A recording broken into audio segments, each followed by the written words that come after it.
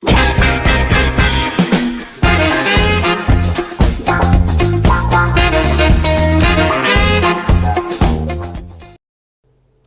semuanya, perkenalkan nama saya Edison dengan NPM 2151084 dan saya berasal dari kelas 1 IHMB.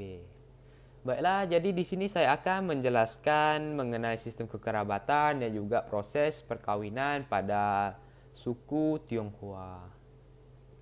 Di sini saya akan menjelaskan terlebih dahulu mengenai sistem kekerabatan.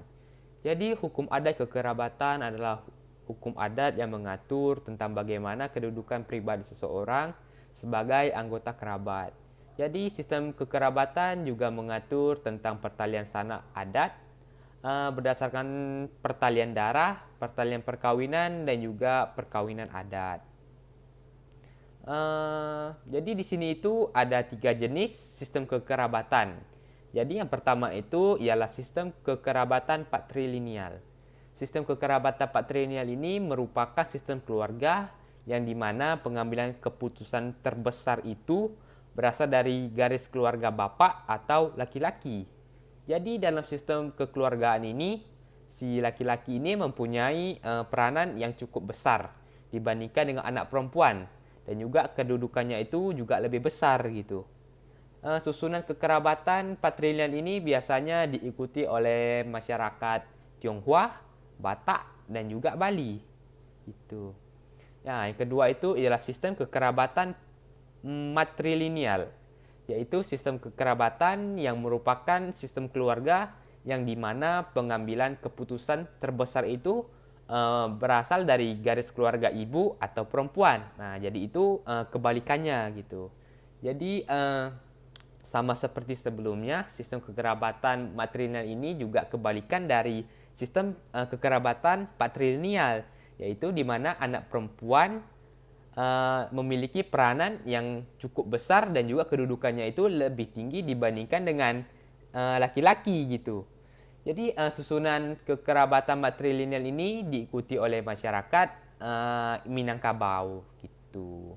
Nah, yang selanjutnya itu yang ketiga, yaitu sistem kekerabatan parental. Yaitu sistem ini biasanya ditarik dari dua sisi, yaitu dari sisi perempuan dan juga sisi laki-laki. Jadi sistem kekerabatan ini kedudukannya itu sederajat dan seimbang juga gitu. Susunan sistem kekerabatan ini biasanya diikuti oleh masyarakat Jawa, Aceh, dan juga Kalimantan gitu. Nah, selanjutnya itu saya akan menjelaskan mengenai proses perkawinan adat dalam suku Tionghoa. Nah, jadi sebelum perkawinan itu dilakukan, terdapat juga beberapa proses yang harus dilalui. Nah, yang pertama itu proses sebelum perkawinan. Itu biasanya pihak laki-laki akan datang ke rumah perempuan dengan maksud ingin melamar dan ingin menikahi perempuan tersebut. Nah, jadi setelah sampainya ke rumah pihak perempuan akan ada perbincangan yang cukup amat panjang, kayak membahas mengenai lamaran, terus ada juga membahas mengenai mahar pernikahan, tanggal pernikahan, dan lain sebagainya. Jadi kalau dari mahar pernikahannya itu, kalau dari suku kami sih tidak menentukan harus bayar seberapa banyak untuk si pihak laki-laki ini bisa menikahi si perempuan. Jadi ya cukup dengan maharnya itu semampu si pihak laki-laki tersebut gitu. Jadi nggak ada patokan nih harus bayar 30 juta, 50 juta, 70 juta dan seterusnya gitu. Jadi nggak ada kalau di kami. Jadi semampu dari pihak laki-laki tersebut gitu. Nah, yang selanjutnya itu ialah tanggal. Jadi dalam menentukan tanggal pernikahan itu juga harus ditentukan dengan sebaik-baiknya agar semua pihak itu dapat hadir dalam proses pernikahan tersebut gitu. Jadi misalnya nih kalau mereka ingin nikahnya tanggal 17, 18, 17 lah ya. Jadi pada saat tanggal 17 itu ditulis nih di kalender bahwa ada sio kelinci sama tikus.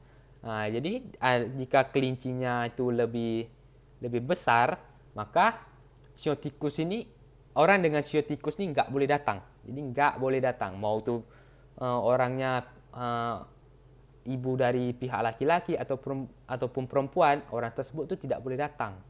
Karena itu berhalangan. Takutnya ya terjadi hal-hal yang tidak diinginkan gitu. Nah, jadi harus dalam menentukan tanggal ini harus ditentukan dengan sebaik-baiknya agar semua pihak yang bersangkutan tuh bisa hadir pada saat pernikahan tersebut itu. Nah, jadi setelah ditentukan harinya, biasanya sih kedua belah pihak ini akan mencari mak comblang atau mak on atau apa? Atau mak andam, atau juga ya kalau kami sebutnya sih buenang i, untuk menjalankan proses pernikahan tersebut. Nah, jadi pada saat proses pernikahannya itu biasanya pihak laki-laki akan menjemput pengantin wanita. Nah, biasanya sih pada saat ingin menjemput itu sebelum pengantin laki-laki tersebut ingin turun dari mobil, biasanya sih disambut terlebih dahulu oleh adik dari pihak perempuan dengan membukakan pintu, dan biasanya untuk memberikan hormat juga. Nah, jadi setelah dibukakan pintu, biasanya sih akan diberikan angpau kepada adik perempuan tersebut dengan maksud sebagai tanda terima kasih dan juga tanda hormat gitu. Nah, jadi yang adik perempuan itu harus laki-laki ya, jadi nggak boleh perempuan. Jadi misalnya kalau nggak ada adik laki-laki, ya mau nggak mau harus diwakilkan dengan saudaranya yang lain gitu. Jadi harus laki-laki. Nah, setelah itu baru deh kita tahu apa sih tugas mak andam. Nah, jadi tugas dari mak andam ini biasanya pada saat si mempelai laki-laki ingin masuk menjemput mempelai perempuan, biasanya si mak andam ini menanyakan gitu, kamu tuh dari mana gitu. Terus pihak laki-laki ini menjawab, aku nih dari daerah sini, apakah aku boleh masuk atau enggak gitu. Biasanya sih akan dipermainkan gitu. Mak andam biasanya akan menjawab tidak gitu. Terus si laki-laki ini biasanya ini ya menawarkan bagaimana dengan 100.000, ataupun ya bisa juga sih ditutupi dengan angpau dulu kan, biar nggak tahu jumlahnya, itu diberikan kepada mak andam gitu dengan cara diselipkan terlebih dahulu di bawah pintu ataupun diberikan secara langsung gitu.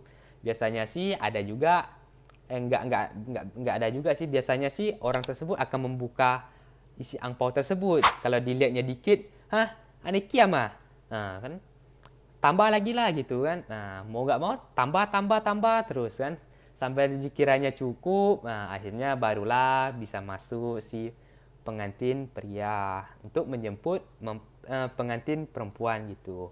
Nah, setelah masuk biasanya pengantin laki-laki ini akan memberikan hormat terlebih dahulu kepada orang tua dari pengantin perempuan. Setelah itu barulah dia menjemput pengantin perempuan masuk menuju mobil dan juga pergi menuju ke vihara. Nah, jadi setelah sampai ke vihara, kedua mempelai ini biasanya akan mempersembahkan buah-buahan dan juga makanan vegetarian di depan altar.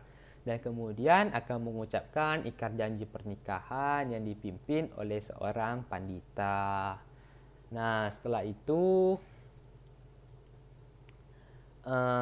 setelah mereka mengucapkan ikrar janji dan juga sembahyang, barulah tuh mereka itu akan menjamukan teh kepada orang tua pihak laki-laki, sekaligus sebagai tanda perkenalan kepada keluarga dari pengantin perempuan tersebut gitu. Jadi pada saat ingin menjamukan teh itu biasanya orang yang tua terlebih dahulu akan disajikan gitu. Kemudian setelah disajikan, orang yang lebih tua itu akan meminum teh dan kemudian akan memberikan hadiah. Hadiah itu juga bisa berupa angpau atau juga perhiasan sebagai tanda terima kasih gitu. Nah, jadi setelah selesainya proses perkawinan tersebut, biasanya kedua mempelai akan mengadakan pesta atau resepsi pernikahan. Biasanya pesta ini dilakukan di hotel, bisa juga di restoran dan juga bisa juga di rumah. Nah, itu pun tergantung atas kesepakatan mereka secara bersama. Nah, jadi untuk apa sih tujuan diadakannya pesta tersebut? Nah, itu karena ingin menandakan rasa syukur atas kelancaran proses pernikahan mereka. Nah, jadi tamu undangannya itu biasanya dihadiri oleh kedua belah pihak dari keluarga besar mereka, dari sanak saudara dan juga dari teman-teman dari kedua pengantin tersebut. Nah, jadi setelah acara resepsi pernikahan tersebut selesai, biasanya akan dilakukan foto bersama sekaligus sebagai tanda perpisahan serta si pengantin perempuan juga ingin berpamitan kepada kedua orang tua mereka karena diwajibkan harus tinggal bersama dengan suaminya. Nah, mungkin itu saja yang dapat saya sampaikan mengenai sistem kekerabatan dan juga proses perkawinan pada suku Tionghoa. Jika terjadi kesalahan dalam penyampaian saya ini, saya mohon maaf. Serta saya berterima kasih kepada Miss Winda yang telah menonton video saya ini. Saya akhiri dengan kata terima kasih dan sampai jumpa semuanya.